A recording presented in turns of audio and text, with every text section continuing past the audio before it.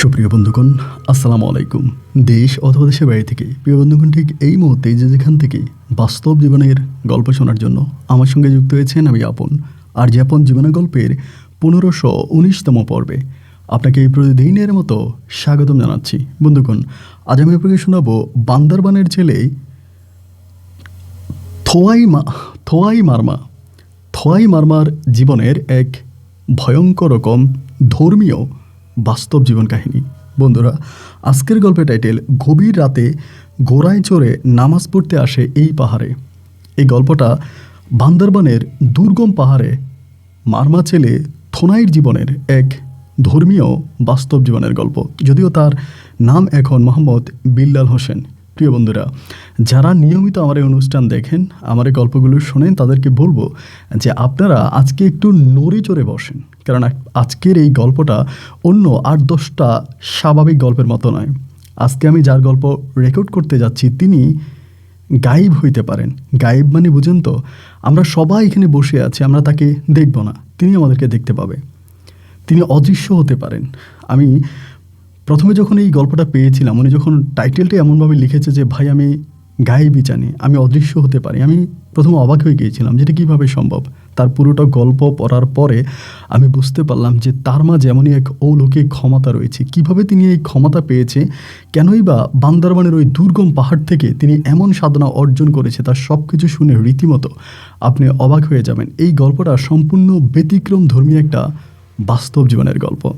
বান্দরবনের গহীন পাহাড়ে এমন কিছু লুকিয়ে আছে যা হয়তো আমাদের অনেকের কাছে অজানা। সে অজানাকে আজকে আমি জানাতে বসেছি আর যে আপন জীবনের গল্পের এই অনুষ্ঠানে। সবাইকে অনুরোধ করব শুরু থেকে শেষ পর্যন্ত বান্দরবানের ভাই থোয়াই চাকমার জীবনের বাস্তব গল্পটা আপনার প্রত্যেকে আমার মুখে শুনবেন এবং গল্প শেষে থোয়াই চাকমাকে ঠিক আপনার মতো করে একটা মন্তব্য কমেন্ট বক্সে লিখবেন। ধন্যবাদ সবাইকে। আসসালামু আলাইকুম ভাই, আমার নাম থোয়াই চাকমা, আমার বাড়ি বান্দরবানের দুর্গম পাহাড়ে। বন্ধুগণ, আমি আমার জীবনের গল্পটা শুরু করার শুরুতে আপনাদেরকে আমার পরিবারের সম্বন্ধে জানিয়ে রাখি। আমার পরিবারে আমার মা আছে, রয়েছে আমার নানা নানি সহ আমার মামা এবং খালা। আমার পরিবারের তারাই আমার সদস্য। ছোটোবেলা থেকে তাদের সঙ্গে আমার উঠা বসা, আমার বড় হওয়া। একটু একটু যখন বড় হই তখন মায়ের মুখে আমি জানতে পারি আমার বাবা ছিলেন মুসলিম ধর্মাবলম্বী একজন মানুষ। বান্দরবান শহরে আমার বাবা থাকতেন। আমার বাবা এই দুর্গম পাহাড়ে দিনমজুরের কাজ করার জন্য আসে। আমার বাবা নাকি দেখতে খুব বেশি সুন্দর ছিলেন, তাই আমার মা আমার বাবাকে দেখে পছন্দ করে ফেলে। দুজনের মাঝে প্রেমের সম্পর্ক গড়ে ওঠে। একটা পর্যায়ে আমার বাবার সঙ্গে আমার মায়ের অবৈধ সম্পর্ক হয়। সেই অবৈধ সম্পর্কের সূত্র ধরে আমি আমার মায়ের পেটে আসি। আমার মায়ের পেটে আমি আসার পরে আমার বাবা তখন সেই এলাকা ছেড়ে পালিয়ে যায়। আমার মা অবিবাহিত অবস্থায় গর্ভবতী হয়। এই ঘটনা যখন আমার নানা নানি মামা খালা বাকিরা সবাই জানতে পারে, এরা আমার মাকে একঘরোয়া করে দেয়, মানে এইখান থেকে বের করে দেয়। বের করে দেওয়ার পরে আমাদের এলাকাতেই একটা পাহাড় আছে, যেই পাহাড়ের নাম হচ্ছে আলীর পাহাড়। অনেকেই বলে থাকে এই পাহাড়ে নাকি গভীর রাতে আসমান থেকে ঘোড়ায় চড়ে ফেরেশতারা নামাজ পড়তে আসে। যদিও আমাদের এলাকাতে কোনো মানুষ মুসলমান নয়, আমরা সবাই মারমা জনগোষ্ঠী। যাই হোক, আমার মাকে যখন একঘোড়া করে দেওয়া হয়, আমার মা তখন ওই পাহাড়ের চূড়ায় গিয়ে একা একা জীবনযাপন করতে শুরু করে। যেহেতু আমার মা একজন পাহাড়ি মহিলা ছিলেন, কিভাবে পাহাড়ের সঙ্গে মানিয়ে নিতে হয় এটা আমার মা খুব ভালো করেই জানতেন। মা যেটা পেতেন সেটাই খাইতেন আর পেটে আমাকে ধারণ করেছেন। আস্তে আস্তে করে আমি আমার মায়ের পেট থেকে দুনিয়াতে আসি। দুনিয়াতে আসার পরেও আমার মা সেই মুহূর্তটা পর্যন্ত ওই একঘরোয়ায় জীবনযাপন করতে থাকে। আমার বয়স যখন প্রায় আনুমানিক 1 বছরের কাছাকাছি, তখন নাকি আমার নানুমণি আমাকে দেখার জন্য আসে এবং নানুমণি আমাকে দেখে খুব অবাক হয়ে যায়। আমি নাকি দেখতে অনেক বেশি সুন্দর ছিলাম। আমার চেহারার দিকে তাকিয়ে আমার নানু তখন আমার নানা ভাই সহ আমার মামাদের কাছে হাতে পায়ে ধরে অনুরোধ করে যে আমাকে বাড়িতে নিয়ে যাওয়ার জন্য, আমাকে এবং আমার মাকে বাড়িতে উঠানোর জন্য। এমন করে অনুরোধের একটা পর্যায়ে আমার নানা এবং মামারা রাজি হয়ে যায়। এরপরেই সেই ছোট্টবেলায় আমার মায়ের বুকে ছড়ে আমার নানুমণির সঙ্গে তখন আমার এই আমাদের মারমা পাড়ায় আবারও যাওয়া। এবং ওই মারমাপাড়ায় আমি তখন আস্তে আস্তে করে বড় হচ্ছিলাম। আমি যেহেতু অবৈধ শিশু ছিলাম এবং আমার বাবা যেহেতু মুসলমান ছিল, এই জন্য পাড়ার অন্য মানুষগুলোর সঙ্গে আমাদের সম্পর্কটা খুব বেশি একটা ভালো ছিল না। পাড়ার অন্য মানুষগুলো আমাদেরকে খুব বেশি একটা দেখতে পারতো না, আমাদের সঙ্গে কথা বলতো না। বিশেষ করে আমার সঙ্গে আমার নানু নানা এরা দুজনেই আমাকে অসম্ভব রকমের ভালোবাসতেন, কিন্তু আমার যেই মামাতো ভাই বোনরা ছিলেন এরা বরাবর মতো আমার কাছ থেকে দূরে থাকতেন, আমার সঙ্গে খুব বেশি একটা কথা বলতেন না। এরকম করতে করতে আমি আস্তে আস্তে করে বড় হতে থাকি। আমি আমার নানুর মুখে শুনেছিলাম ছোটোবেলায় নাকি আমার মাঝে কিছু অলৌকিক ক্ষমতা ছিল, যেটা শুনলে আপনি হয়তো অবাক হয়ে যাবেন। একদিন নাকি আমাকে ঘরে শুয়ে গিয়েছিল এবং আমার নানি নাকি কী জানি একটা রান্না বসিয়েছিল, এবং রান্না বসিয়ে আমার নানু তখন বাইরে চলে গেছিল। আমার নানুমণির নাকি মনে ছিল না সেই রান্না সে আগুন নেবানোর জন্য। তো আমার নানু যখন বাইরে চলে যায় এবং তিনি নাকি অনেকক্ষণ পরে ঘরে এসে দেখতে পায় আমি নাকি রান্নাঘরে শুয়ে আছি, কিন্তু আমাকে তিনি রান্নাঘরে শোয়ায়নি, আমি অন্য একটা ঘরে ছিলাম। আমার নানুমণি দেখতে পায় আমি রান্নাঘরে শুয়ে আছি এবং যে আগুনটা জ্বলতেছিল এই আগুনটা যেন মনে হয় কেউ একজন পানি ঢেলে নিভিয়ে দিয়েছে। এবং তখন থেকে আমার নানু নানা সহ বাকিরা সবাই আমাকে একটু অন্যভাবে দেখতে শুরু করে। তারা সবাই মনে করে যে সত্যি আমার মাঝে কোনো এক অলৌকিক ক্ষমতা আছে। এই করতে করতে আমি আস্তে আস্তে করে বড় হই। আমি যখন বড় হই আমি তখনও জানি না আমি কোন ধর্মের মানুষ, আমি কি সাকমা মারমা নাকি আমি হিন্দু বা মুসলিম। আমার কোনো ধর্ম নিয়ে আমার জানাশোনা ছিল না। এই করতে করতে আস্তে আস্তে করে বড় হই, জানতে পারি ওই আলীর পাহাড়ের নিচের গুহায় আমার জন্ম হয় এবং ওইটাই ছিল আমার জন্মস্থান। আমি কেন জানি না নারীর টানে নাকি আমি মাঝে মাঝে ওই আলীর পাহাড়ের গুহায় চলে যেতাম এবং আলীর পাহাড়ের গুহায় যেই ছোট্ট গর্তটা আছে যেখানে আমি জন্মগ্রহণ করি, আমি সেই জায়গাটায় গিয়ে মাঝে মাঝে বসে থাকতাম। ওখানে বসলে আমার ভিতরে একটা শান্তি অনুভূত হতো। সবচেয়ে বড় কথা হচ্ছে আমি দেখতে একেবারেই মারমা ছেলেদের মতো ছিলাম না। আমার আমার নাক চোখ আমার চেহারা অনেকটাই স্বাভাবিক বাঙালি মানুষের মতোই ছিল। আমাদের মারমাদের যেরকম নাক একটু বোঝা হয় বা সাকমাদের মতো চেহারা হয়, আমার চেহারা কিন্তু ঠিক তেমনটা ছিল না। আমার চেহারা অনেকটা সুন্দর ছিল, দেখতে মনে হয় যেন আমি বাঙালি ঘরের কোনো একটা ছেলে। আমি নাকি অনেকটাই দেখতে আমার বাবার মতো হয়েছি। যাই হোক, এরকম করে আস্তে আস্তে করে আমি বড় হচ্ছি। তো আমার নানু আমাকে বলতো যে যে আলীর পাহাড় আছে কোনোদিনও আলীর পাহাড়ের নিচে না যাওয়ার জন্য, কারণ আলীর ওই পাহাড়টা নাকি এটা নাকি মুসলিমদের পাহাড়। আমার নানুমণি বলে থাকে আসমান থেকে নাকি ঘোড়ায় চড়ে ফেরেশতারা ওই পাহাড়ের চূড়ায় নামাজ পড়ার জন্য আসে। যদিও এমন দৃশ্য আমি কখনোই দেখিনি, কিন্তু আমার নানুর মুখে শুনেছিলাম, আমার নানাভাই সহ আমাদের এই মারমা পাড়ার অন্য যারা মানুষ আছে আমি এদের মুখেই শুনেছিলাম যে আসমান থেকে গভীর রাতে ঘুটঘুটে অন্ধকারে ঘোড়ায় চড়ে এই দুর্গম পাহাড়ের চূড়ায় কারা জানি আসমান থেকে নামতো এবং তারা সেখানে নামাজ আদায় করত। যাদের পোশাক আশাক ছিল সম্পূর্ণ সাদা বর্ণের, এরা ওখানে দাঁড়িয়ে নামাজ পড়লে মনে হতো যেন তাদের মাথা আসমানের সঙ্গে লেগে আছে। আমাদের পাড়াটা সম্পূর্ণ মারমা একটা পাড়া ছিল, মুসলিম একটা গোষ্ঠীও ওখানে ছিল না। কিন্তু তারপরেও কেন এই দুর্গম পাহাড়ে আসমান থেকে ফেরেশতারা নামাজ পড়তে আসে, এই কথাগুলো আমাকে খুব বেশি ভাবাতো। এই কথাগুলো ভাবতে ভাবতে আমি বেশিরভাগ সময় ওই পাহাড়ের দিকে তাকিয়ে থাকতাম। আমার ভিতরে একটা উদাসীনতা কাজ করত, মনে হতো যেন সত্যি আমাকে কেউ একজন ডাকে। আমার মনে হয় যেন কেউ একজন আমাকে ডাকতেছে, আমি কারো ডাকে আমি সাড়া দিচ্ছি, কেউ একজন আমাকে ভালোবাসে। এই জিনিসগুলো আমার মনে প্রচণ্ড রকমের কাজ করত। কেন ভিতরটা এরকম লাগতো বা ভিতরে এই ধরনের জিনিসগুলো কাজ করতো, এটা ঠিক বুঝতে পারতাম না। আস্তে আস্তে করে দিন যত সামনের দিকে যাচ্ছিল, আমার ভিতরে এই হাহাকার, এই একটা উদাসীনতা প্রচুর পরিমাণের কাজ করতে শুরু করে। এবং আমিও তখন আস্তে আস্তে করে ভাবতে থাকি যে আমি কি করব। এবং এরকম করতে করতে প্রতিদিনই চিন্তা করি আমি ওই আলীর পাহাড়ে উঠব। মনের ভিতরে একটা ইচ্ছা জাগে যে আলীর পাহাড়ের উপরে কি আছে আমি এটা দেখতে যাব। কেন এটাকে সবাই আলীর পাহাড় বলে এবং ওই পাহাড়ের উপরে কেনই বা আসমান থেকে ফেরেশতারা নামাজ পড়তে আসে এবং কি আছে ওই পাহাড়ে আমি সেটা দেখব। আমার বাবাও তো একজন মুসলিম ধর্মাবলম্বী মানুষ ছিলেন, যদিও আমি আমার বাবাকে কখনোই দেখিনি। এই চিন্তাভাবনাগুলো করতে করতে একদিন 2 দিন 3 দিন করে সময় যত সামনের দিকে অতিবাহিত হচ্ছিল, ওই আলীর পাহাড় ঘিরে আমার রহস্যটা ঠিক ততটাই বেড়ে যাচ্ছিল। আমি এই রহস্যের জাল ভেদ করে ঠিক বেরোতে পারতেছিলাম না। আলীর পাহাড় দেখার জন্য, আলীর পাহাড়ে কি আছে তা জানার জন্য আমি দিনে দিনে সম্পূর্ণ ব্যাকুল হয়ে উঠি। আমাকে দেখতেই হবে এই আলীর পাহাড়ে কি আছে, কেনই বা আলীর পাহাড় নিয়ে সবার মনে এত জল্পনা কল্পনা, এত গল্প কাহিনী। এরকম করতে করতে আমার বয়স তখন আনুমানিক প্রায় 12 থেকে 13 বছর হবে। কাউকে না জানিয়ে সবার চোখ ফাঁকি দিয়ে আমি একদিন আলীর পাহাড়ে ওঠার জন্য প্রস্তুতি নিলাম, এবং সেদিন আমি আস্তে আস্তে করে ওই দুর্গম পাহাড়ি এলাকায় আলীর পাহাড়ে উঠতে শুরু করলাম। উঠতে প্রায় অনেকটা সময় লেগেছে। ওই পাহাড়টা স্বাভাবিক কোনো পাহাড়ের মতো ছিল না, এটা খুবই খাড়া একটা পাহাড় ছিল, এবং ওই পাহাড়ে ওঠা খুবই রিস্কি ছিল। বনে জঙ্গল দিয়ে ঘুরে ঘুরে আমি আলীর পাহাড়ে উঠি, এবং সত্যি কথা বলতে গেলে আমি যখনই আলীর পাহাড়ে পৌঁছাই আমার ভিতরটা কেমন জানি অনেকটা শীতল হয়ে যায়, অনেকটা ঠান্ডা হয়ে যায়। আমার ভিতরে আমি কেমন জানি এক অন্যরকম প্রশান্তি অনুভব করতে থাকি। যখনই আলীর পাহাড়ের একদম চূড়ায় পৌঁছায় মনে হয় যেন আমার গায়ে জান্নাতি হাওয়া বইতেছিল। ভিতরটা তখন কেমন জানি অনেকটা ভালো অনুভব করতেছি। আমি মারমা জনগোষ্ঠীর একটা ছেলে, তারপরেও এই জায়গাটা আসার পরে আমার কেমন জানি ভালো লাগলো, এবং সেখানে অনেকগুলো গাছগাছালিও ছিল। জায়গাটা দেখতে খুবই পরিপাটি, খুবই সুন্দর, খুবই সাজানো গোছানো। অনেকক্ষণ পর্যন্ত ওখানে থাকলাম, থেকে সেদিন দুপুরবেলা আমি নেমে চলে আসলাম, এবং নেমে আসার পরে যতক্ষণ পর্যন্ত ওই আলীর পাহাড়ের উপরে আমি ছিলাম ততক্ষণ পর্যন্ত আমার ভিতরে কেমন জানি একটা ভালো লাগা কাজ করেছিল। আমার একটা সমস্যা আছে, মানে একটা রোগ আছে, সেটা হচ্ছে শ্বাসরোগ। আপনারা হয়তো অনেকেই জানেন আমি শ্বাস ফেলতে পারি না, মানে মাঝে মাঝে আমার শ্বাস আটকিয়ে যায় এবং আমি মাঝে মাঝে অজ্ঞান হয়ে যাই। তো যার জন্য আমাকে অনেক ডাক্তার কবিরাজও দেখানো হয়েছে।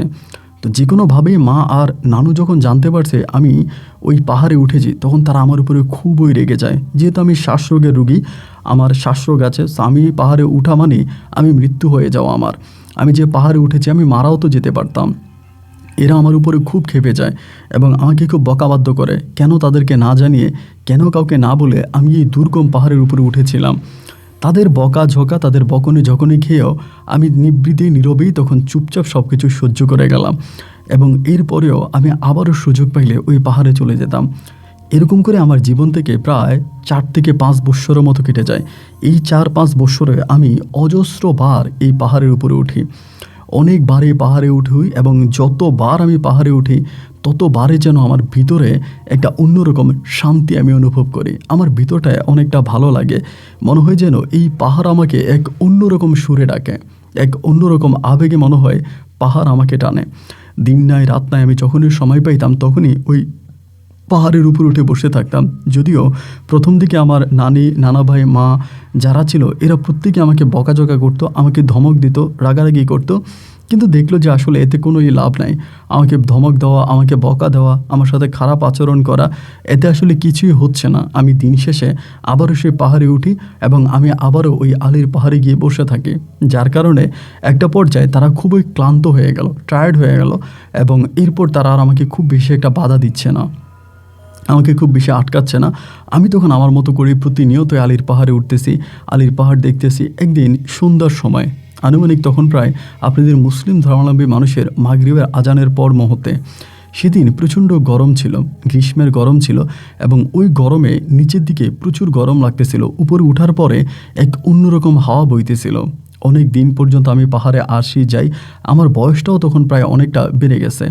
তো সেই বয়সে এসে আমার তখন মনে হলো যে আজকে রাতের বেলায় আমি এই পাহাড়ের উপরে থাকবো, মানে আমি আলীর পাহাড়ে থাকবো, আজকে আমি এখান থেকে নামবো না।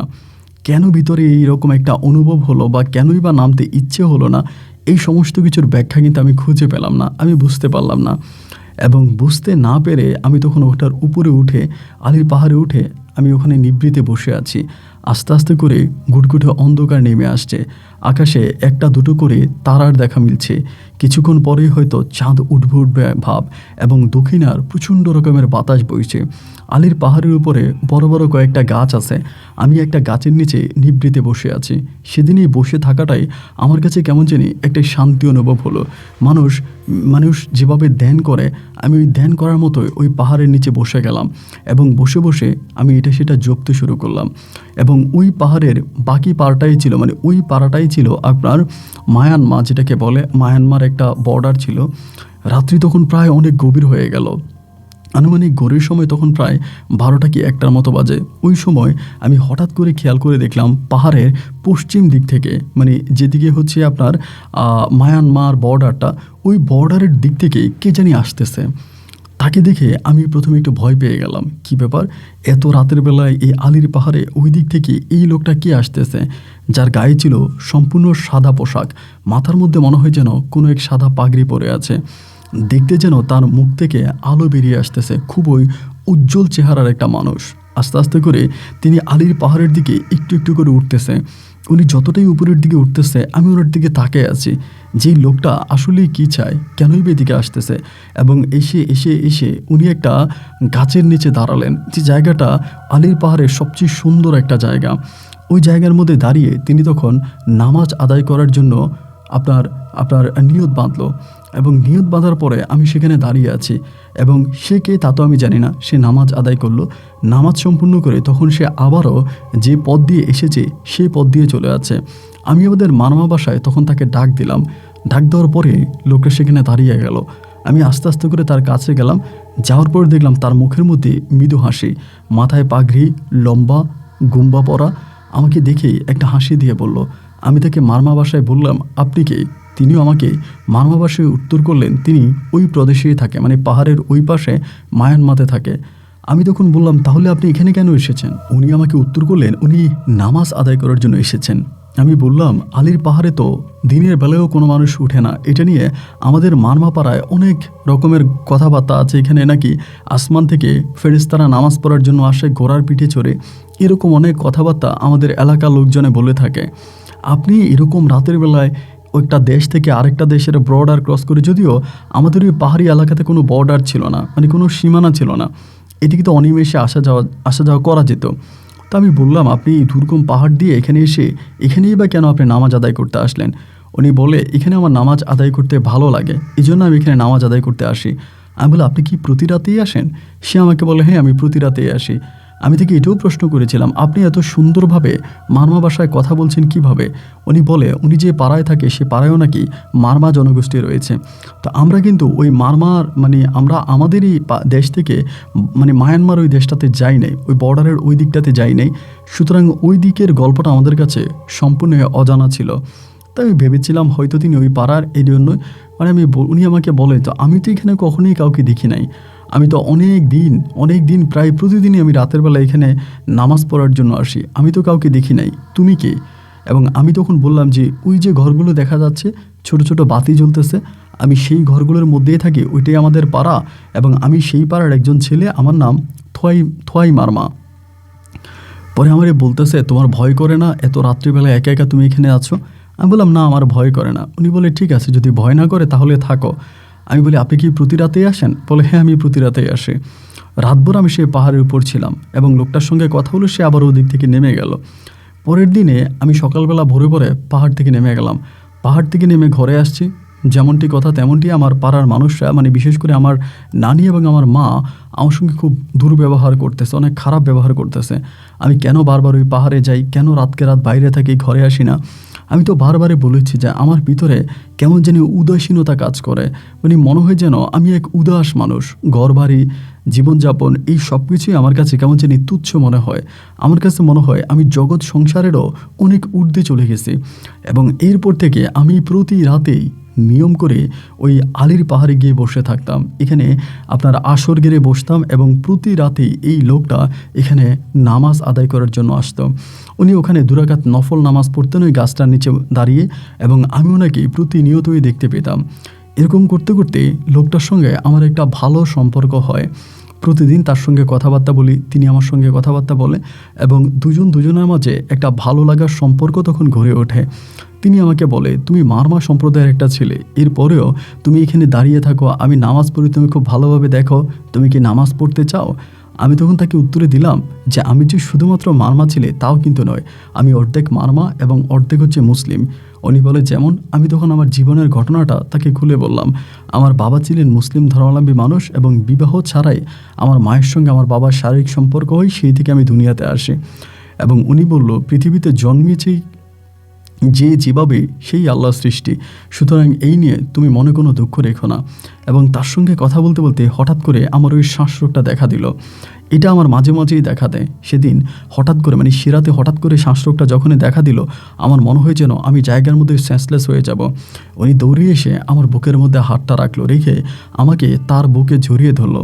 ধরার পরেই মনে হলো কি ভাই জানেন, আমার ভিতরটায় অনেকটা শান্তি লাগতেছে এবং আস্তে আস্তে আস্তে আস্তে করে আমার ওই শ্বাসরোগটা প্রায় অনেকটাই বন্ধ হয়ে গেল। মানে আমি স্বাভাবিকভাবে শ্বাস নিতে পারতেছি। এবং তিনি আমাকে বলতেছে, তুমি এখন কি ঠিক আছো? আমি বললাম, হ্যাঁ, আমি এখন ঠিকমতো নিঃশ্বাস নিতে পারছি, আমি ঠিক আছি। উনি আমাকে বলল, তুমি এখানে বসো। আমাকে বসালো, বসিয়ে বলে, এই শ্বাস যে একটা রোগ আছে তোমার, তোমার সাথে তো আমি অনেক দিন ধরে কথা বলি। এই পাহাড়ের চূড়ায় তুমি আসো, আমিও আসি, আমরা অনেক গল্প গুজব করে কথাবার্তা বলি, কিন্তু কখনো তো তুমি আমাকে এই নিয়ে কোনো কিছু বলো নাই। তোমার যে একটা শ্বাসরোগ আছে এটা আমাকে জানাও নাই। আমি বললাম, এটা তো আসলে সবসময় আসে না, মাঝে মাঝে ওঠে। উনি বলে, তুমি নিশ্চিত থাকো যে এই রোগটা তোমার ভালো হয়ে গেছে। আমি বললাম, কি বললেন আপনি, ভালো হয়ে গেছে? বলে, হ্যাঁ, ভালো হয়ে গেছে এবং এই রোগটা তোমার আর হবে না, তোমার এই শ্বাসকষ্টটা আর হবে না, এটা মনে করো সম্পূর্ণ ভালো হয়ে গেছে। ওনার কথা শুনে আমি রীতিমতো অবাক হয়ে গেলাম। একটা রোগ এত সহজে কিভাবে ভালো হয়ে যায়? ঠিক তাই, উনি আমাকে যেমন করে বলেছিল আমার জীবনে তেমনই হয়েছে। এরপর থেকে এই শ্বাসরোগটা আমার আর হয়নি। আমি আর শ্বাসরোগে কষ্ট পাইনি। আমি জানি প্রায় অনেকটাই ভালো হয়ে গিয়েছিলাম। শ্বাসরোগের যে কষ্টটা আমার হতো, এই কষ্টটা সম্পূর্ণ ভালো হয়ে যায়। এরপরে এই লোকটার সঙ্গে আমার আরও সম্পর্ক গড়ে ওঠে। আস্তে আস্তে আস্তে আস্তে করে আমার এই লোকটাকে খুব ভালো লাগতে শুরু হয়। আমি আজ অবধি পর্যন্ত তার নামও জিজ্ঞেস করিনি। তার সঙ্গে যতক্ষণ ধরে কথা বলি, ঠিক ততক্ষণ থেকেই আমার কাছে মনে হয় কেমন জানি আমার ভিতরে এক শান্তি কাজ করে এবং ওনার সাথে কথা বলতে বলতে আমার ভালোও লাগে। একদিন আমি ওনাকে নিজেই বললাম, আমার না নামাজ পড়তে ইচ্ছে করে, আপনি যে নামাজ পড়েন আমি আপনার সঙ্গে নামাজ পড়তে চাই। উনি একটা হাসি দিয়ে বলে, তুমি নামাজ পড়বে? আমি বললাম, হ্যাঁ, আমি পড়বো। উনি বলে, তুমি কি নামাজ পড়তে পারো? আমি বললাম, না, আমি পারি না। এই প্রথম তিনি আমাকে কলমা তৈয়া পড়ালেন এবং আমার কাছে যেটা মনে হলো যে মুসলিমরা যেভাবে অন্য ধর্মী লোকদেরকে মুসলমান বানায়, উনি একইভাবে আমাকে তখন কলমা পড়িয়ে তার সঙ্গে প্রতিদিন 2 রাকাত করে নফল নামাজ পড়াতেন আমাকে ওই দুর্গম পাহাড়েতে। এরপরে উনি আমাকে 5 ওয়াক্ত নামাজের জন্য তালিম দিতেন। বলতেন, তুমি নামাজ পড়ো, 5 ওয়াক্ত নামাজ পড়ো এবং 5 ওয়াক্ত নামাজ পড়লে তোমার অন্তর আত্মা সব কিছু শান্তি হবে। যেহেতু আমি মারমার ঘরে জন্মেছি, সবাই তো মুসলমানকে ঘৃণা করত। এরপরেও আমি যখন দিনের বেলায়, আমাদের এখানে তো আজান হতো না, কোনো মসজিদ ছিল না, কোনো আজান হতো না, এরপরেও আমি সূর্যের দিকে তাকিয়ে একটা সময় নির্ধারণ করতাম এবং সেই সময়টাতে আমি তখন নামাজ আদায় করার জন্য বসতাম। ঘরের মধ্যে যখন আমি 1 দিন 2 দিন নামাজ পড়ি, এই দৃশ্যটা আমার মা সর্বপ্রথম দেখতে পায় এবং মা দেখতে পেয়ে মা খুবভাবে রেগে যায়। কারণ মা কোনোভাবে মুসলিম ধর্মাবলম্বী মানুষদেরকে পছন্দ করতেন না, মুসলিমদের কথাই আমার মা শুনতে পারতেন না। আমার মা বলে, তুই নামাজ পড়িস কেন? আমাকে খুব মারে এবং মারার পরেও আমি তখন মাকে বললাম, আমার নামাজ পড়তে ভালো লাগে, আমি যখন নামাজ পড়ি আমার ভিতরে মা অনেকটা শান্তি অনুভব হয়, আমি নামাজ পড়তে চাই। কিন্তু আমার মা আমাকে কোনোভাবেই নামাজ পড়তে দিত না। আমি যখনই নামাজে দাঁড়াইতাম, উনি তখনই এসে আমার বিছনাটা আমার করতো, আমাকে মারতো। এবং একইভাবে মা যখন দেখলো যে তিনি আর আমাকে বাধা দিয়ে রাখতে পারে না, উনি আমাকে যতই বাধা দেয়, ওনার বাধাকে অতিক্রম করেও আমি সালাত আদায়ের জন্য দাঁড়িয়ে যাই। সেই মুহূর্তে আমার মা তখন এই বিষয়টা আমার নানিমণিকে জানালো। গোপনে গোপনে আমার নানিও তখন আমাকে শাসন করতে শুরু করলো। আমাকে বলল, থোয়াই, এটা খুবই অন্যায়, এটা খুবই অপরাধ, এই অন্যায় অপরাধ তুই করিস না, মুসলিম মানুষরা ভালো হয় না, তুই কেনই বা নামাজ পড়িস? লোকে বলে তুই নাকি আলীর পাহাড়ে যাস, এই আলীর পাহাড়ে যাওয়ার জন্যই তোর উপরে ভূত চেপেছে, তোর উপরে জিন চেপেছে, ওই জিনেরা তোকে দিয়ে খারাপ কাজ করাচ্ছে, তুই নামাজ পড়বি না। দাদির বকা, মায়ের বকা, সবার বকাঝোকা খেয়েও আমি নামাজ কিন্তু পড়া বন্ধ করতাম না। আমি এরপরেও নামাজ পড়ার জন্য দাঁড়িয়ে যেতাম। আমি নামাজ পড়ি এবং আমার পরিবারের মানুষ এইটাকে খুব ভিন্নভাবে এবং খারাপভাবে দেখে। আমি তাদের ওই খারাপ লাগা থেকেও আমি নামাজ পড়তাম। এক সময় আমার মা আর আমার নানি মিলে তখন এই বিষয়টা জানিয়ে দিল আমার বাবাকে, আমার নানাকে এবং আমার মামাদেরকে। এবং সব পুরুষরা যখন এটা জানতে পারলো, একদিন গ্রামের আরও 8-10 জন মানুষও বিষয়টা জানলো। সবাই মিলে একদিন বসে সিদ্ধান্ত নিল, আমার শরীরে বইছে মুসলিমের রক্ত এবং ওই মুসলিম যে অকর্ম করে গিয়েছিল আমাদের পাড়ায় এসে, তা সত্যিই লজ্জাজনক। এবং আমিও এখন গোপনে গোপনে নামাজ পড়ছি, সুযোগ পেলে আলীর পাহাড়ে ছুটে যাচ্ছি। এই সমস্ত কিছু জানার পরে গ্রামের পঞ্চায়েত মানে গ্রামের যে সর্দার আছে, আমাদের গ্রামের যে গ্রাম প্রধান আছে, তিনি তখন সিদ্ধান্ত নিল যে আমাদেরকে এই গ্রাম থেকে বের করে দিবে, আমাকে এবং আমার মাকে এই গ্রাম থেকে বের করে দিবে। যখন এই গ্রাম থেকে বের করে দেওয়ার সিদ্ধান্ত তিনি নিলেন, আমি তখন আমার মায়ের মুখের দিকে তাকালাম। আমার মায়ের চোখ দুটো তখন জলে ভিজে টুইটুম্বুর হয়ে আছে। মা খুবই কান্না করতেছে। আমার ভিতর তখন মনে হলো আমার পাপের ভাগ কেন আমার মা নেবে? অন্যায় না হয়ে আমি করেছি, অপরাধ আমি করেছি, কিন্তু আমার সেই অপরাধের শাস্তি আমার নিরপরাধ মা কেন পাবে? আমার বাবা আমার মায়ের উপরে জুলুম করেছে, একইভাবে মনে হয় যেন আমিও আজ আমার মায়ের উপরে জুলুম করতে যাচ্ছি। আমি তখন আমাদের পাড়া কারবারি যিনি ছিল, ওই পাড়া কারবারিকে বললাম, অপরাধ করেছি আমি, কিন্তু সেই অপরাধের শাস্তি কেন আমার মা পাবে? যদি আমি নামাজ পড়ে কোনো অন্যায় করে থাকি, তবে আপনারা আমাকে এই পাড়া থেকে বের করে দেন। আমি এই পাড়ার মধ্যে থাকতে চাই না। যদি আমার অপরাধী হয়ে থাকে, আমি এই পাড়া থেকে চলে যেতে চাই। আমি সবার সম্মতিক্রমে এই পাড়া থেকে বেরিয়ে গেলাম। সবাইকে বললাম যে ঠিক আছে, আমি এই পাড়াতে আর থাকবো না। সারাদিন আমি পাড়ার বাইরে ঘোরাফেরা করি। সন্ধ্যার পরে আমি পাহাড়ের উপরে উঠি ওই হুজুরের সঙ্গে দেখা করার জন্য।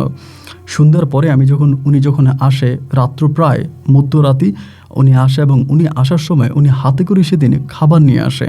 আমি খুব অবাক হয়ে গেলাম, এতদিন পর্যন্ত ওনার সাথে আমার সম্পর্ক, উনি কোনোদিনও খাবার আনতে দেখি নাই। এই প্রথম ওনার হাতের মধ্যে আমি খাবার দেখলাম। ওনার সঙ্গে এক কাতারে দাঁড়িয়ে সালাত আদায় করলাম। সালাত সম্পূর্ণ করার পরেই উনি তখন ওনার খাবারের যেই ঢাকনাটা ছিল, ঢাকনাটা খুলে আমাকে বলল যে থোয়াই নাও খাও। এবং খাবার দেওয়ার পরে আমি পেটে খুব ক্ষুধা ছিল, সারাদিনই তো প্রায় ক্ষুধার্ত অবস্থায় ছিলাম। এরপরে আমি গপ গপ করে খেয়ে ফেললাম। ওনার কাছে পানীয় ছিল, আমাকে পানীয় দিল, আমি পানীয় পান করলাম। এবং ওনার দিকে আমি তাকিয়ে তখন একটু অবাক হয়ে তাকিয়ে রইলাম। খাবার শেষ করে বললাম যে হুজুর, আপনি হঠাৎ খাবার নিয়ে আসলেন কেন? আপনি কেন খাবার নিয়ে আসছেন? আমি তো আপনার সাথে অনেক বৎসর ধরে সম্পর্ক, আমি তো কখনোই দেখি নাই আপনি এত রাতের বেলা এখানে খাবার নিয়ে আসতে। আজকে কেন আপনি খাবার নিয়ে আসছেন? উনি একটা মৃদু হাসি দিয়ে আমাকে বলে, তোমার যে পেটে খুব ক্ষুধা। আমি বললাম, আমার পেটে খুব ক্ষুধা, এটা আপনি কি করে জানেন? উনি বলে, আমি অনেক কিছুই জানি, আর জানি বলে আমি তোমার জন্য খাবার নিয়ে আসছি। তুমি কেন নিজের মারমা ধর্ম ছেড়ে, মা ছেড়ে, পরিবার পরিজন ছেড়ে কেনই বা মুসলিমের জন্য এমন পাগল হয়ে গেলা? কেনই বা মুসলিম ধর্মের প্রতি তোমার এমন প্রেম জাগলো? আমাকে বলো তো। আমি তখন বললাম, আসলে কি, আমি ছোটোবেলা থেকে যখন বড় হচ্ছি তখন কেমন জানি আমি কোন ধর্মের মানুষ আমি এটা নিজেও জানতাম না।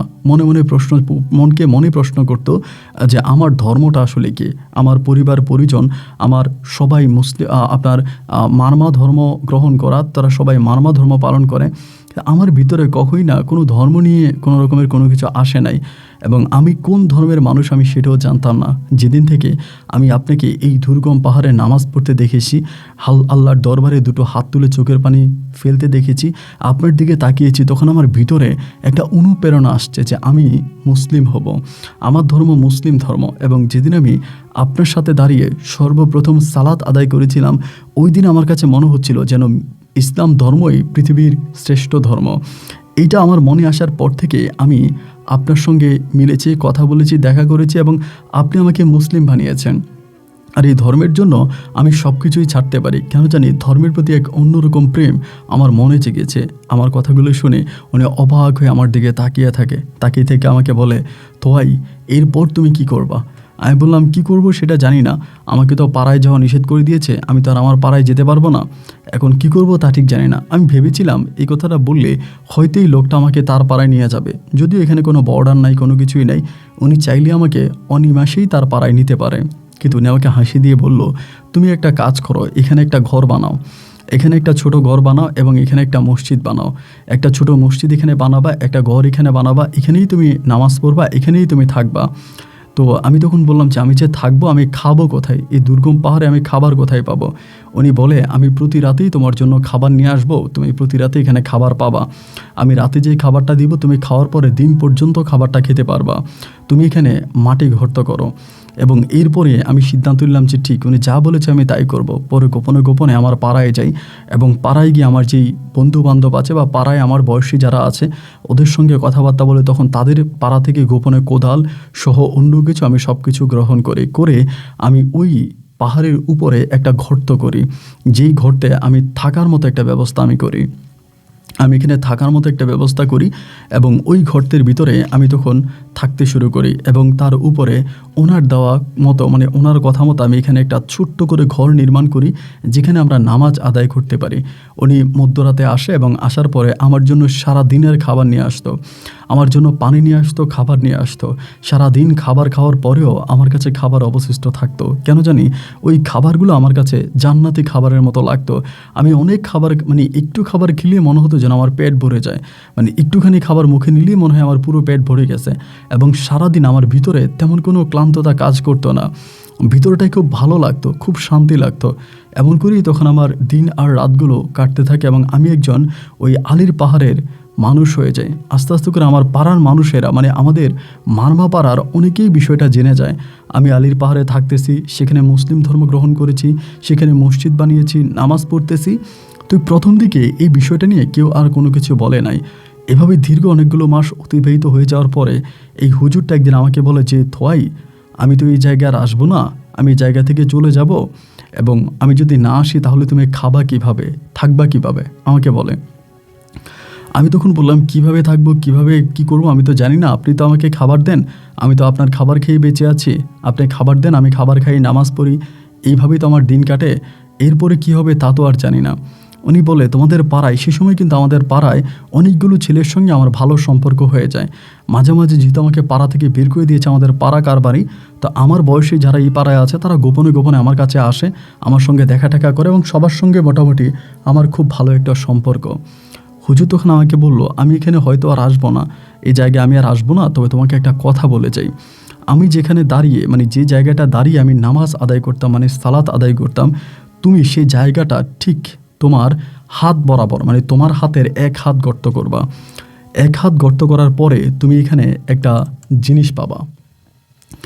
এক হাত গর্ত করার পরে তুমি ওখানে একটা জিনিস পাবা এবং ওই জিনিসটা তুমি বিক্রি করবা। ওই জিনিসটা বিক্রি করে যে টাকা হবে সেই টাকা দিয়ে তুমি এখানে একটা পিলার দিয়ে মানে গম্বুজের মতো করে পিলার দিয়ে মানে সামনে মিম্বরের মতো করে পিলার দিয়ে এখানে তুমি একটা মসজিদ নির্মাণ করবা এবং এই মসজিদে তুমি সালাত আদায় করবা এবং তোমার খাবারের ব্যবস্থা তুমি নিজেই করবা। এখানে তুমি চাষাবাদ করবা, ঝুম চাষ করবা। এইটা বিক্রি করার পরে তোমার যেই টাকা হবে সেই টাকা দিয়ে তুমি সম্পূর্ণ কিছু করতে পারবা। ওনার কথাটা শুনে আমি একটু অবাক হয়ে বললাম যে, আমরা এখানে নামাজ আদায় করি, এইটার নিচে এমন কি আছে যা বিক্রি করলে আমি অনেক টাকার মালিক হয়ে যাব? উনি হেসে আমাকে বলে, তুমি বিক্রি করো, তারপরেই দেখবা যে তোমার আর কোনো অভাব থাকবে না। আমি আসলেই ওনার কথা শুনে অবাক হয়ে গিয়েছিলাম, এখানে এমন কি আছে যেটা বিক্রি করার পরে আমার আর কোনো অভাব থাকবে না।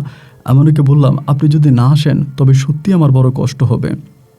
প্রতি উত্তরে তিনি আমাকে বলল, আমার তো সবসময় আসা সম্ভব না, আমি যতদিন পর্যন্ত সম্ভব হয়েছে এসেছি, এরপর আর আমি আসতে পারবো না।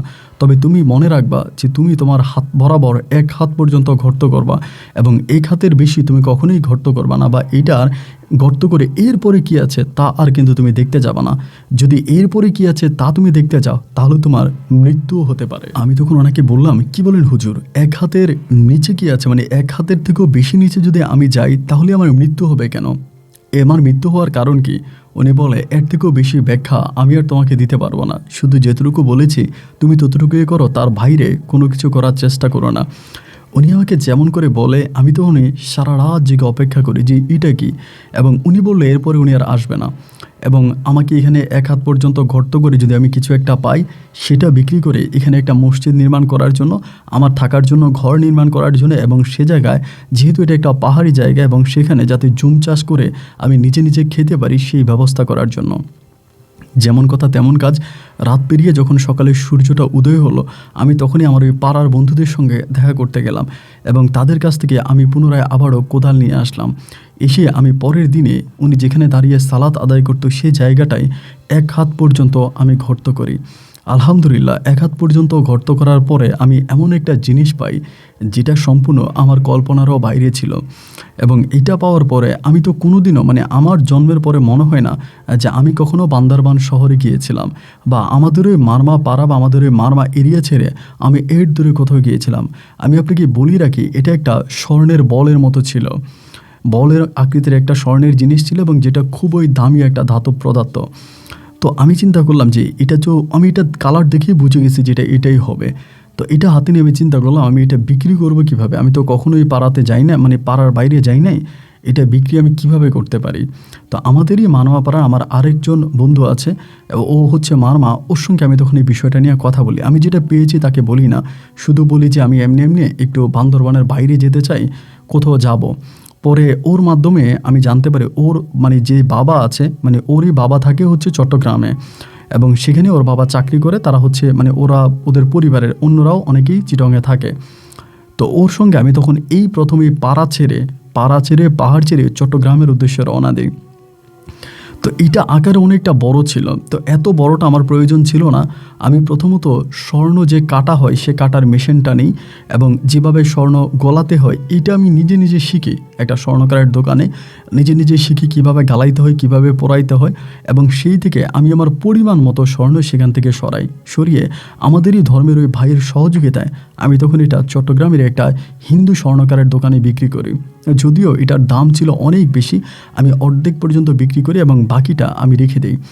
অর্ধেক পর্যন্ত বিক্রি করে আমার কাছে যে অর্থ এসেছে তা দ্বারা আমি সেখানে খুব সুন্দর মসজিদ নির্মাণ করতে পারবো এবং ঘরও নির্মাণ করতে পারবো। অর্ধেক পর্যন্ত আমি বিক্রি করি এবং বাকি অর্ধেক নিয়ে আমি পুনরায় আবারও এই মারমাপাড়ায় ফিরে আসি। এবং আসার পরে আমাকে যে সহযোগিতা করে সে খুবই ভালো একটা মানুষ ছিল। আমি আল্লাহ তাআলার দরবারে আজ মুসলিম হয়েও প্রার্থনা করি আল্লাহ যেন তাকে মাফ করে দিয়ে জান্নাতে নিয়ে যায়। আমি তাকে অনেকবার বলেছিলাম মুসলিম ধর্ম গ্রহণ করার জন্য, কিন্তু সে গ্রহণ করেনি, আমার ধর্মে আসেনি, কিন্তু আমার এই মসজিদ বানানোর কাজে সে সবচেয়ে বেশি আমাকে সাহায্য করেছিল। এবং তার সাহায্য সহযোগিতায় আমি আস্তে আস্তে করে ইট সংরক্ষণ করি, বালু সংরক্ষণ করি, সিমেন্ট সংরক্ষণ করি, এবং অন্য লোক দ্বারা আমি এই পাহাড়ের উপরে নির্মাণের কাজ শুরু করি। তখন আমাদের এই মারমাপাড়ায় একটা চাঞ্চল্যকর ঘটনা ঘটতে থাকে। সবাই তখন অবাক হয়ে যায় আমি টাকা কোত্থেকে পাইলাম, কেনই বা বান্দরবান শহর থেকে বিল্ডিং কনস্ট্রাকশনের কাজ করার লোক আমি নিয়ে আসলাম, তারা কিভাবে কাজ করতেছে, আমি তাদের বেতন কিভাবে দিচ্ছি। এবং এই প্রশ্নগুলো তাদেরকে মানে আমার পাড়ার মানুষদেরকে অনেক প্রশ্নবিদ্ধ করত। অনেকের মনে অনেক ধরনের ভিন্ন রকম প্রশ্নও জাগত। যাই হোক, কেউ আর আমাকে কোনো কিছুই বলে নাই। আমি তখন আমার মতো করে সেই পাড়ায় তখন আমি কাজটা সম্পূর্ণ করি। এখানে আরেকটা কথা বলে রাখি, আমার কাছে যে দাতব্যটা ছিল এটার অর্ধেক পরিমাণের আমি বিক্রি করি, অর্ধেকও না তারও কম অংশটা বিক্রি করে, আর বাকি যে অংশটা ছিল এইটা আমি ঠিক যেখানে পেয়েছিলাম সেখানেই রেখে দিই। মানে মাটিটা মানে যেখান থেকে আমি এটা বের করেছিলাম সে জায়গার মধ্যে রেখে আমি উপর দিয়ে মাটি দিয়ে দিই, খুব সুন্দর করে আমি এটা করে ফেলি।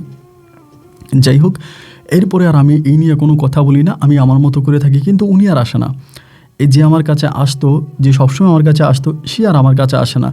এভাবে 1 দিন 2 দিন 3 দিন 4 দিন কাটতেছে, আমি ওখানে মসজিদও নির্মাণ করে ফেলি, মাঝে মাঝে সালাত আদায় করি, ওখানে থাকি। যদিও আমার মা বা আমার পরিবারের অন্য কেউ আর আমার সঙ্গে কোনো যোগাযোগ রাখেনি, কিন্তু যখনই আমি ওখানে মসজিদ নির্মাণ করলাম, আমার থাকার ঘর নির্মাণ করলাম, এবং আমি ওখানে জুম চাষ শুরু করলাম, আমার কাছে টাকা আছে জানতে পারে, তখন আমার মামা, আমার নানি এবং আমার মা আস্তে আস্তে করে আমাকে সঙ্গ দিচ্ছিল, মানে আমার কাছে আসতেছিল, আমার সঙ্গে কথা বলতেছে এবং আমার সঙ্গে একটা সম্পর্ক বিল্ড আপ করার চেষ্টা করতেছিল। তো আমি তাদেরকে আসলে কোনোভাবেই আমার সঙ্গে রাখতে চাচ্ছিলাম না, এবং আমি তাদের সঙ্গে কোনো কথাও বলতে চাচ্ছিলাম না, আমি ঠিক আমার মতো করেই থাকতেছিলাম। তো আমার মা আমার কাছে আসতো, আমাকে জড়াই ধরতো, কান্নাকাটি করতো। আমি মাকে অনেক টাকা পয়সা দিতাম, কারণ আমার কাছে ছিল কিছু অর্থ করি, আমি এটা আমার মাকে দিতাম, মাকে সাহায্য সহযোগিতা করতাম, এবং আমিও আমার মাকে বলতাম যে তুমি মুসলিম হয়ে যাও, তুমি মুসলিম ধর্ম গ্রহণ করো।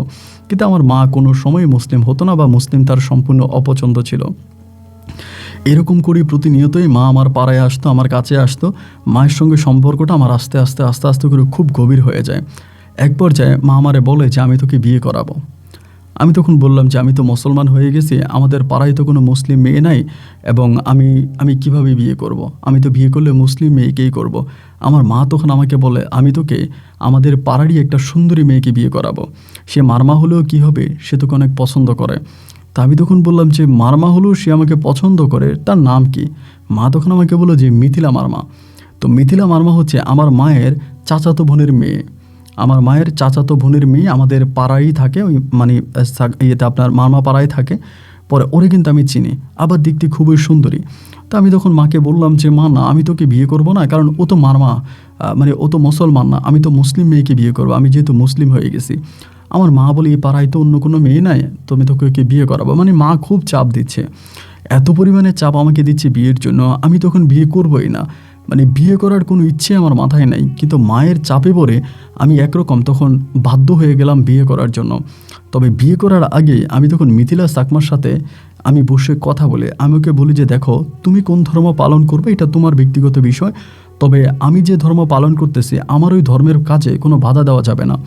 আমি নামাজ পড়বো, আমি জুম চাষ করবো, আমি মসজিদ পরিষ্কার করবো, আমি এখানে থাকবো, তুমি আমাকে কোনো রকম বাধা দিতে পারবা না, আমাকে কোনো রকম বাধা দিতে পারবা না। যদি তুমি আমাকে বাধা দাও তাহলে আগ থেকে আমাদের সম্পর্কটাকে আলাদা করে ফেলাই ভালো। ও তখন আমাকে বললো যে না, আমি আপনাকে বাধা দিব না, আমি তো জানি আপনার বাবা মুসলমান এবং আপনি মুসলিম ধর্ম পালন করবেন, এই নিয়ে আমার আপনার উপরে কোনো রাগ ক্ষোভ নাই, আপনি আপনার ধর্ম পালন করবেন, তবে আমাকে আমারটা করতে দিবেন। আমি বললাম যে ঠিক আছে। দুজনের মাঝে যখন এরকম একটা কমিটমেন্ট হলো, আমি তখন আমার মাকে বললাম যে হ্যাঁ মা, ঠিক আছে, আমি তাহলে এখন মিথিলা চাকমাকে বিয়ে করতে পারি। তো আমাদের বিয়েটা দু ধর্মে হয়ে থাকে।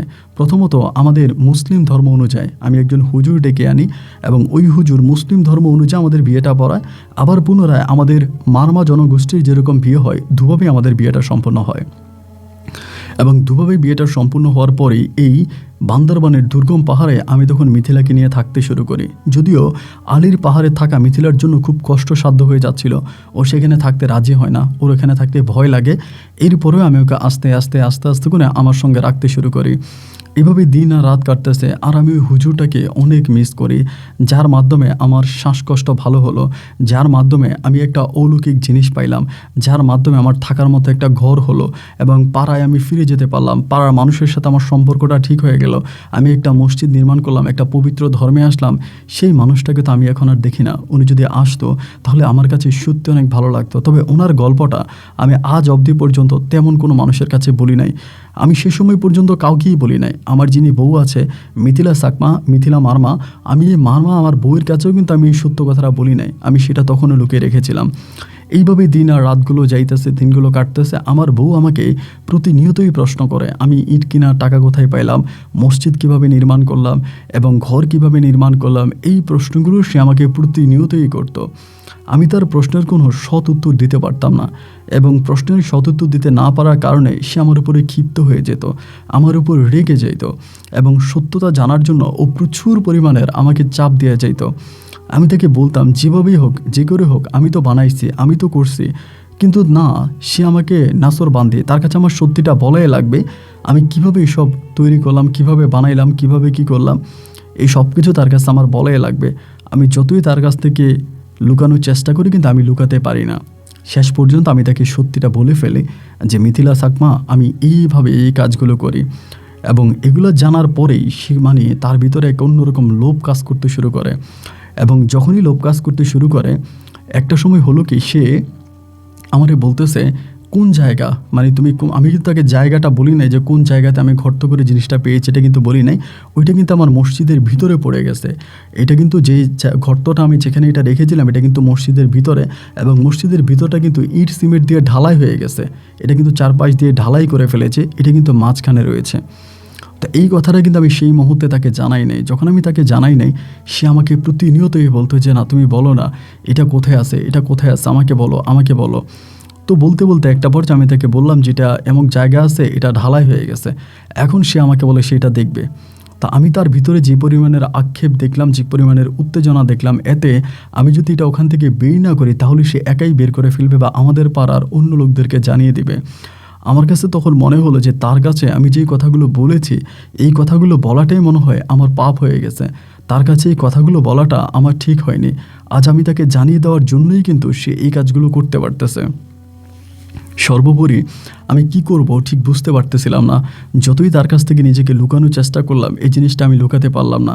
একদিন আমি সিদ্ধান্ত নিলাম যে ঠিক আছে, সে যদি এমন করেই বলে, আমি এটা ভাঙবো, ভেঙে যেটা উপরে আছে, যেটা আমি মাটির নিচে রেখেছি, এইটা নিয়ে আমি তাকে দিয়ে দিব। ওরকম পরিকল্পনা করি। তখন এই মসজিদের মাঝখানের জায়গাটা তো আপনি বুঝতেই পারেন, যেহেতু ইট সিমেন্ট দিয়ে ঢালাই করে ফেলেছে, অবশ্যই ঢালাইটা অনেকটা উঁচা না, মানে অনেক মোটা করে দেয়নি, পাতলা করে দিয়েছে। ও হচ্ছে কুড়াল, তারপরে আপনার যে জিনিসগুলো দিয়ে ঢালাই ভাঙা হয়, এই জিনিসগুলো নিচ থেকে নিয়ে আসছে। ও আর আমি প্রায় সারা রাত পরিশ্রম করার পরে মসজিদের এই মধ্যের জায়গাটা তখন ভাঙি। এই যে জায়গাটা ভাঙি, আমার ভিতরে খুবই কষ্ট হচ্ছিল, আমি অনেক কষ্ট পাচ্ছিলাম। আমার ভিতরে খুব ইচ্ছা ছিল না যে আমি মসজিদটা ভাঙবো। এই মসজিদে একটা ইটের আঁচড় ভাঙা মানেই মনে হয়েছে না আমার ভিতরে খুব কষ্ট। কিন্তু তারপরেও সেদিন আমি বাধ্য হয়ে এটা ভাঙার জন্য প্রস্তুতি নেই এবং আমি সর্বোপরি এটা ভেঙে ফেলি। এই জিনিসটা আমি ভাঙি এবং ভাঙার পরে ভিতরে ভিতরে যখন আমরা ভাঙতেছিলাম, ভেঙে যে জায়গাটার মধ্যে এটা ছিল ওই জায়গাটা আমি তখন এখানে পাই না। মানে আমি ওই জিনিসটা পাই না, যেটা অর্ধেকের অংশ আমি যেটা রেখে দিয়েছিলাম ওখানে, এটা ওখানে পাওয়া গেল না। এবং যখনই পাওয়া গেল না, মিথিলা তখন পাগলের মতো হয়ে গেল। আমাকে বলল যে এটা এখানে না থাকার কারণ কি। তার মানে মনে হয় যেন এটা মসজিদের অন্য কোথাও আছে। এবং এই বলি তখন সে করলো কি 4-5টা আরও ভাঙতে শুরু করলো। মসজিদটা প্রায় তখন ভেঙে ফেলার মতো একটা অবস্থা হয়ে গেল। আমি তখন মিথিলাকে বললাম, মিথিলা তুমি যা করতেছো তা তুমি ঠিক করতেছো না। ও তখন একরকম পাগল হয়ে গেছে, মানে মনে হয় যেন মানসিকভাবে সে মানে টোটালি পাগল হয়ে গেছে। মসজিদের ভিতরে যে ঢালাইয়ের জায়গাটা ছিল ও প্রায় 1 সপ্তাহের মতো পুরো জায়গাটা ভেঙে ফেলে, আপনার খুন্তি দিয়ে শাবল দিয়ে ভেঙে ফেলে পুরো জায়গাটা।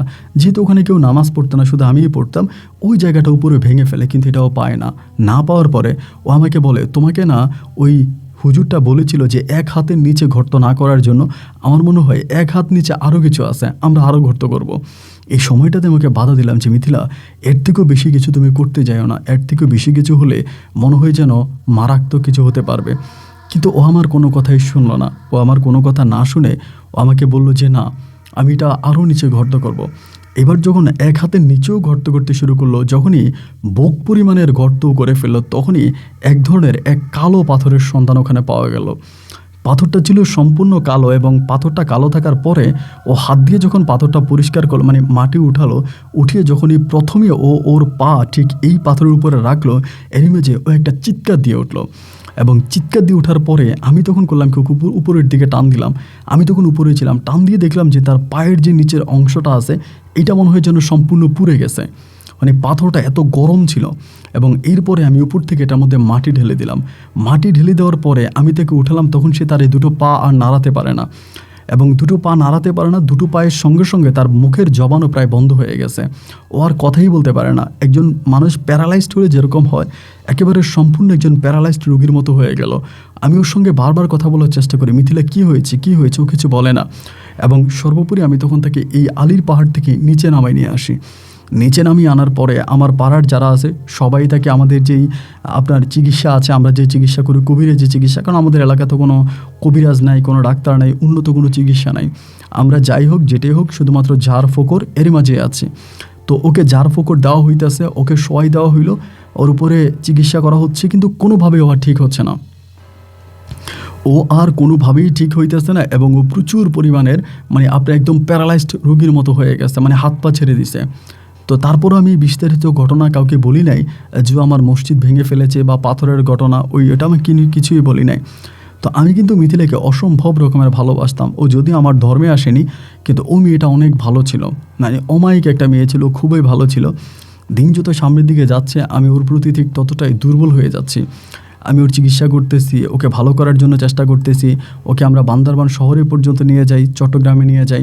অনেক ডাক্তার, বড় বড় ডাক্তারদেরকে দেখানো হয়, তারা পরীক্ষা নিরীক্ষা করে, কিন্তু তারা তার পায়ের মধ্যে তেমন কোনো রোগ খুঁজে পায় না। তার যে হাড়গুলো ছিল, হাড়গুলো যেমন আছে তেমনই আছে, এবং সে যে দাঁড়াতো বা করতো তার সম্পূর্ণ ঠিক আছে, তার কোনো সমস্যা নেই, তার মোটামুটি সব কিছুই ঠিক আছে। কিন্তু এরপরেও ও হঠাৎ করে কেন এরকম হয়ে গেল আমি তা বুঝতে পারলাম না।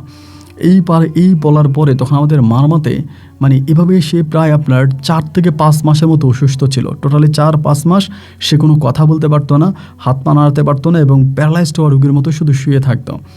4-5 মাস পরে আমার নানিমণি তখন আমাকে একটা ঠিকানা দিল। একটা আমাদেরই ধর্মের মানে মারমাই উপজাতি, ওখানে একজন কবিরাজ আছে এবং ওই কবিরাজটা খুবই ওস্তাদি, তার কাছে আমার নানি আমাকে পাঠালো। তো আমি দিনের বেলায় তার কাছে রওনা দিলাম, যেহেতু এটা একটা দুর্গম পাহাড় এবং পাহাড়ি পথ বেয়ে উঁচু নিচা টিলা বেয়ে আমাকে সেখানে যেতে হবে। তো একটার পর একটা টিলা অতিক্রম করে আমি তখন সে জায়গার মধ্যে গেলাম, ওই জায়গাটার মধ্যে গেছি। ওই জায়গাটার মধ্যে যাওয়ার পরেই আমি তখন করলাম কি, মানে যে জায়গায় আমি গেছি, যে লোকটার কাছে গেলাম সেই লোকটাকে আমি পেলাম না। এবং সেই লোকটাকে না পাওয়ার পরে আমি সেখান থেকে ফিরে চলে আসি। তো যখন ফিরে চলে আসি তখন প্রায় আপনার বিকেল হয়ে গেছে। এই সময়ের ভিতরে যেহেতু পাহাড়ি এলাকা ছিল, চারপাশে ঘন জঙ্গল, আমার হাতে একটা লাঠি ছিল। আমি সবসময় আমাদের ধর্মীয় মানুষরা লাঠি ব্যবহার করতাম, যেহেতু আমরা পাহাড়ে থাকতাম। এর ভিতরে আমি যেহেতু একটু টেনশানে ছিলাম, একটু চিন্তা ভাবনার মধ্যে ছিলাম, ওই ভিতরে হঠাৎ করে আমি একটা সাপের মধ্যে পা দিয়ে ফেলি। একটা সাপের মধ্যে পা রাখি এবং সাপের মধ্যে পা রাখার পরেই সাপটা তখন করে কি আমাকে সবল দিয়ে ফেলে। মুহূর্তের মধ্যে মাথা ঘুরিয়ে আমাকে সবল দেয় আমার পায়ে, এবং পায়ে সবল দিয়ে তো সাপ পালিয়ে যাওয়ার কথা, কিন্তু সাপ পালিয়ে যায় না, সেইখানে দাঁড়ায় থাকে। এবং আমি আমার হাতে তখন লাঠি ছিল, আমাকে যখন ও সবল দেয় আমার কিন্তু বিষ লাগে না। তো যেই সাপটাকে আমি দেখেছিলাম এই সাপ কিন্তু মাঝে মাঝে ব্লাং স্লোব মারে, মানে অনেক সময় তারা বিষ ছাড়ে না, শুধুমাত্র কামড় দেয় কিন্তু ভিতর থেকে বিষটা ছাড়ে না, আবার অনেক সময় বিষ ছেড়ে দেয়। তো যখন আমি দেখলাম যে এটা আমাকে বিষ ছাড়লো না, শুধু কামড় দিল, তখন আমি এটাকে আর মারলাম না। আমার হাতে লাঠি ছিল, আমি এটাকে আর মারি নাই, না মেরে এটার দিকে তাকিয়েছিলাম এবং আমি তারপর আবার আমার মতো করে চলে আসি। তো অবাক করার বিষয় হলো, আমি আমার জীবনে যেহেতু আমি পাহাড়ি মানুষ, অনেক সাপ অনেক বন্য প্রাণী দেখেছি যারা কামড় দিয়ে বা আঘাত করে পালিয়ে চলে যায়, এই জায়গার মধ্যে কিন্তু থাকে না, এই জায়গা ছেড়ে পালিয়ে চলে যায়। কিন্তু অবাক বিষয় হলো এই সাপটা আমাকে সবল দেওয়ার পরে ও জায়গার মধ্যে দাঁড়িয়েছিল, এই জায়গা ছেড়ে ও যায় নাই। এখন এই জিনিসটা আমাকে খুব অবাক করালো যে ও জায়গা ছেড়ে যায় নাই কেন, ও তো চলে যাওয়ার কথা। তো ও যখন যায় নাই, না যাওয়ার পরে আমিও চলে আসছি, এসে যথারীতি কবিরাজকে পাই নাই, আমি রাত্রে ঘুমিয়ে গেছি। তখন আর আমি আলীর পাহাড়ে যেতাম না, আমি তখন এই মিথিলাকে নিয়েই ব্যস্ত থাকতাম, ওর চিকিৎসাই করতাম, আমি আর আলীর পাহাড়ে যাই নাই। না যাওয়ার পরে সেরাতের বেলায় আমি একটা অন্যরকম স্বপ্ন দেখতে পাই। স্বপ্নটা কি দেখি, ওই সাপটাকে আমি স্বপ্ন দেখতে পাই এবং স্বপ্নে সে মানে তার অর্ধ পরিমাণ ছিল সাপের মতো এবং অর্ধ পরিমাণ ছিল মানুষের মতো, এবং তার মাথায় একটা পাগড়ি পরা অবস্থায় ছিল, এবং দেখে মনে হলো যেন খুব অলৌকিক কিছু একটা। তিনি আমাকে স্বপ্নে এসে বলতেছিলেন যে আমি জিন সাপ ছিলাম এবং ভুলবশত তোমার শরীরের সাথে আমার শরীরে ধাক্কা লেগে যায়, তোমার হাতে লাঠি দিয়ে তুমি চাইলে আমাকে মেরে ফেলতে পারতা, কিন্তু তুমি আমাকে মারো নাই, আর তাই তোমার প্রতি আমার এক ধরনের মায়া জন্মেছে।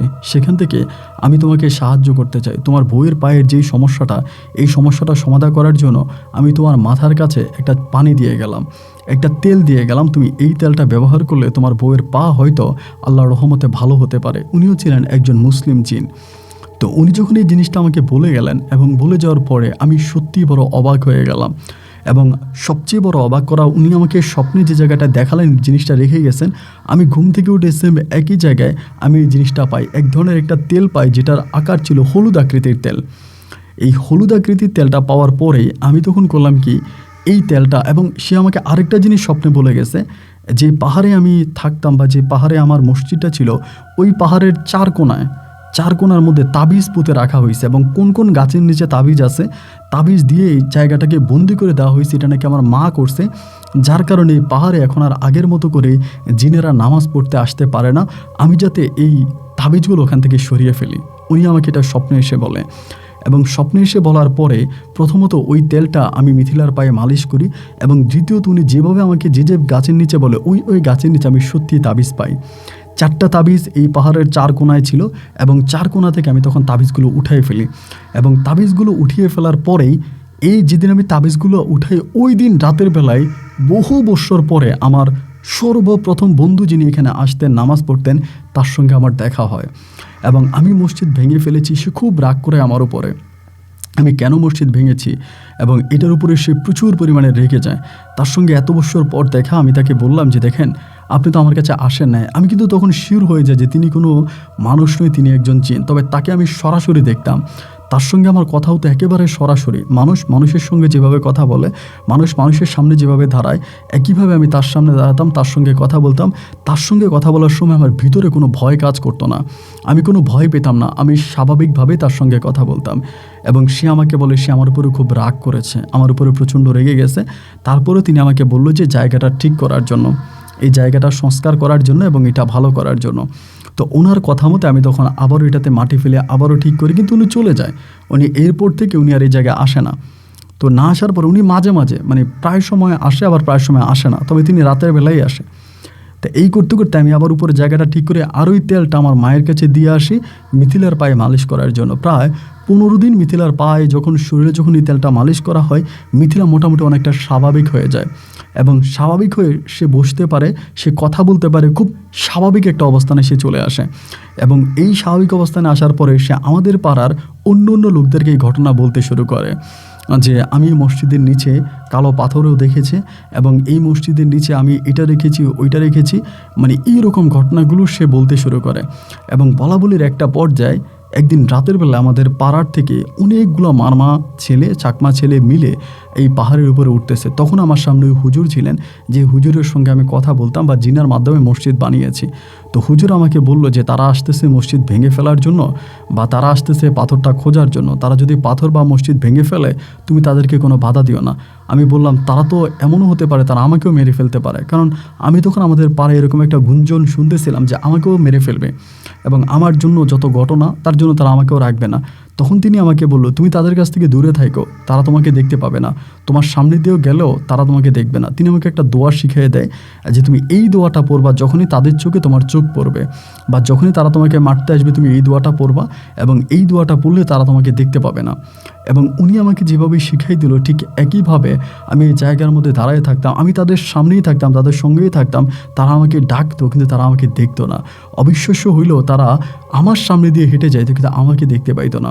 এবং একটা পর্যায়ে তারা আমার এই সম্পূর্ণ মসজিদটা ভেঙে ফেলে, আমার ঘরটা ভেঙে ফেলে, আমার থাকার সমস্ত বাসস্থানগুলো ভেঙে ফেলে। আমি তখন পর্যন্ত সেই জায়গার মধ্যে আসি এবং ওই হুজুরের সঙ্গে আমার প্রতিনিয়তই দেখা হতো, কথা হতো। একটা পর্যায়ে উনি আমাকে বলল তোমার এখানে থাকা অনেক রিস্ক, এবং তোমার স্ত্রী যেই ছিল মিথিলা সে তোমার এগেনস্টে দাঁড়িয়েছে, তোমার অপোজিটে সে আছে, এবং সেই মূলত এখানে লোক পাঠিয়ে তোমাকে মেরে ফেলার জন্য পরিকল্পনা করতেছে। যত দ্রুত সম্ভব তুমি এই পাড়া ত্যাগ করে, এই পাহাড় ত্যাগ করে তুমি চলে যাও।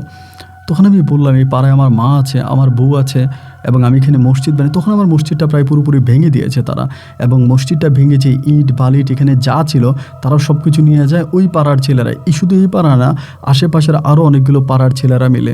তো আমার যে বন্ধু ছিল যে আমাকে সাহায্য করতো আমাদের মারমা পাড়ায়, সে তখন আর এখানে থাকে না, সে চিটগংয়ে চলে যায় তার আত্মীয় স্বজনের সঙ্গে, সে চিটগংয়েই থাকে। এই জায়গায় তখন আর সে থাকতো না, আমি তখন একাই থাকতাম। এরপরও আমি প্রায় সপ্তাহখানিকের মতোই জায়গার মধ্যে থাকি। ওই হুজুর আমাকে খাওয়াতো, আমি ওনারটা খাইতাম এবং ওনার মাধ্যমে আমি চলতাম এবং এই জায়গায় আমি থাকতাম। সবচেয়ে বড় বিষয় হচ্ছে উনি আমাকে অদৃশ্য করতে পারতেন। আমাকে রাতকে রাত এই মারমা ছেলেরা মারার জন্য অস্ত্র হাতে এই পাহাড়ে আসতেন আমাকে খোঁজার জন্য, কিন্তু আমি ওনার সামনে দাঁড়িয়ে থাকতাম। উনি আমাকে ওরা দেখতে পেত না। আমার নামটা পরিবর্তন করার পর তিনি এই আপনার থোয়াই মারমা থেকে তিনি আমাকে মোহাম্মদ বিল্লাল হোসেন আমার নাম রেখেছিলেন।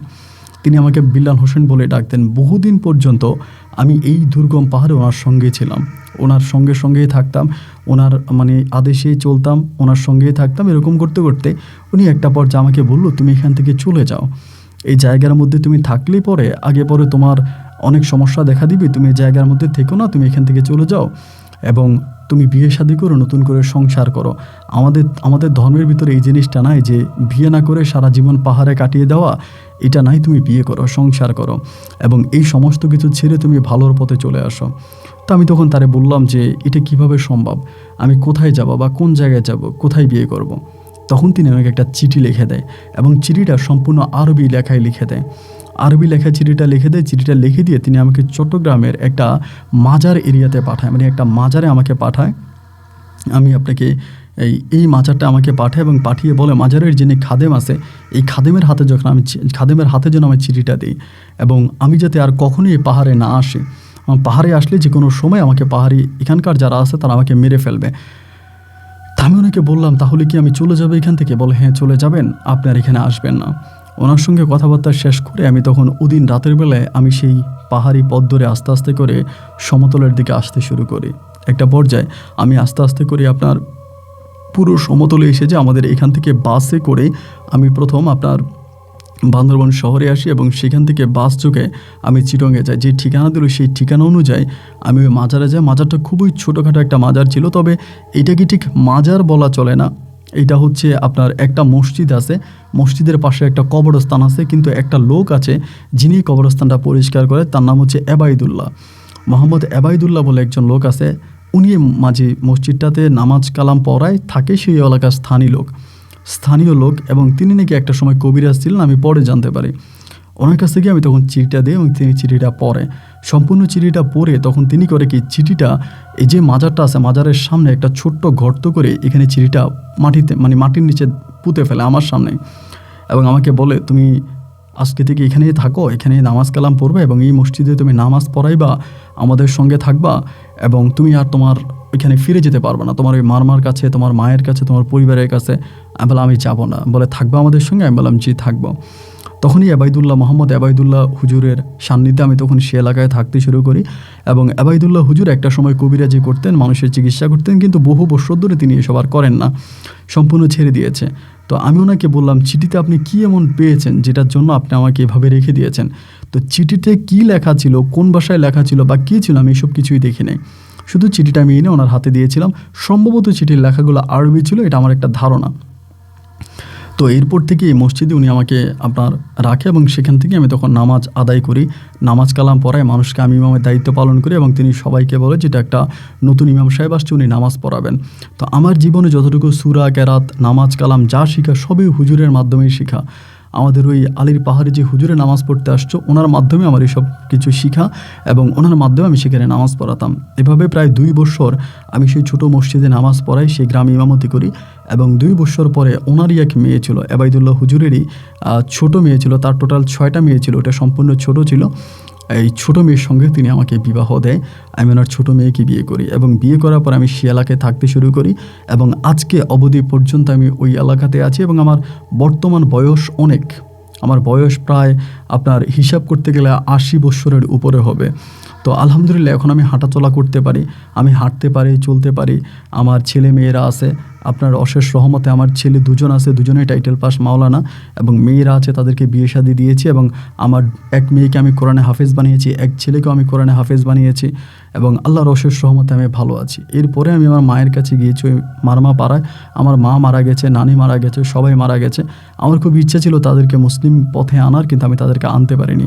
তবে আমার জীবনে একটা দুঃখ, সেই দুঃখটাই আপনাকে বলি, তা হচ্ছে আমি সেই পাহাড় থেকে চলে আসার পর ওই হুজুরের সঙ্গে আজ অবধি পর্যন্ত আমার আর দেখা হয়নি। তিনি আমার কাছে আর আসেনি। কেন সে আসেনি, কেন তার সঙ্গে আমার আর দেখা হয়নি, আমি তা জানি না। তবে এখনও আমি আমার ছেলেকে বলি সে আলীর পাহাড়ে গিয়ে নামাজ পড়ার জন্য। আমার সন্তানরা এখনও মাঝে মাঝে সময় পাইলে সেখানে যায়, নামাজ আদায় করে। বাট আজকের সমাজে যারা মারমা জনগোষ্ঠী ওখানকার যারা আছে, তারা এতটা হিংস্র না, তারা যথেষ্ট ভালো। আমার ছেলে মেয়ে গেলে তারা সম্মান দেয়, তাদের সঙ্গে কথাবার্তা বলে এবং সত্যি তারা এখন অনেকটা ভালো হয়ে গেছে এখনকার প্রজন্মের যারা আছে। তো আমি আপনার গল্প শুনি এবং আমি শুনি বলতে আমার বড় মেয়ে আছে, আমার বড় মেয়ে আপনার গল্প শোনে। আমার বড় মেয়ে একদিন আমাকে এসে বলল যে বাবা, আমার বড় মেয়ে আমার এই ঘটনাগুলো জানে। তা আমাকে বললো যে বাবা এরকম এরকম উনি আপনার মতো করে কিছু ঘটনা বলে, আপনি শোনেন। তো শুনে আমার বড় মেয়ে জান্নাত হচ্ছে আমার বড় মেয়ের নাম, আমি জান্নাতুরা মাধ্যমে আমি আপনাকে আমার কথাগুলো লিখলাম, যদি আমার মেয়ে পাঠায় আপনি আমার গল্পটা রেকর্ড করবেন। আপনি ভালো থাকবেন। আসসালামু আলাইকুম। প্রিয় বন্ধুরা, সবাইকে অনেক বেশি ধন্যবাদ। এই পর্যন্ত আমার সঙ্গে থেকে বান্দরবানের ভাই মোহাম্মদ, বর্তমান নাম মোহাম্মদ বিল্লাল হোসেনের জীবনের এই অলৌকিক বাস্তব গল্পটা শোনার জন্য। দেখেন, জীবনের গল্প অনুষ্ঠানে মাঝে মাঝে আমি এমন কিছু গল্প পাই যেগুলোর ব্যাখ্যা দেওয়া তো দূরের কথা, যে গল্পগুলো যে আমি বলি আমার নিজের ভিতরেই কেমন জানি এক অন্যরকম অনুভূতির কাজ করে। যেমন আজকের গল্পটা, আমি জানি না যে থোয়াইন সাকমা ছিল ওনার নাম এবং পরিশেষে তার নাম মোহাম্মদ বিল্লাল হোসেন রাখা হয়েছে। এই পুরো গল্পটাই ছিল এক অলৌকিক ঘটনা। আমার সত্যি শরীরের পশম দাঁড়িয়ে গিয়েছে এবং আল্লাহ ভালো জানে। এবং আমি বিভিন্ন গল্পের মধ্যে এই ধরনের, আমি কিছুদিন আগে প্রায় মাস 6 আগে একটা সিলেটের গল্প পেয়েছিলাম, তাও প্রায় এই ধরনেরই কিছুটা। তো এগুলো আসলে আল্লাহর কুদরতি কেরামতি, আল্লাহ তাআলা ভালো জানে কীভাবে কী হয়। তবে যাই হোক, আমার কাছে ভালো লেগেছে গল্প। আপনার কাছে কেমন লেগেছে? গল্প নিয়ে ব্যক্তিগত কোনো মতামত থাকলে কমেন্ট বক্সে লিখবেন। আজ এখানেই বিদায় বন্ধুগণ, আপনাদের সঙ্গে আমার দেখা হবে নতুন দিন নতুন কোনো গল্পে। আল্লাহ হাফেজ এন্ড আসসালামু আলাইকুম।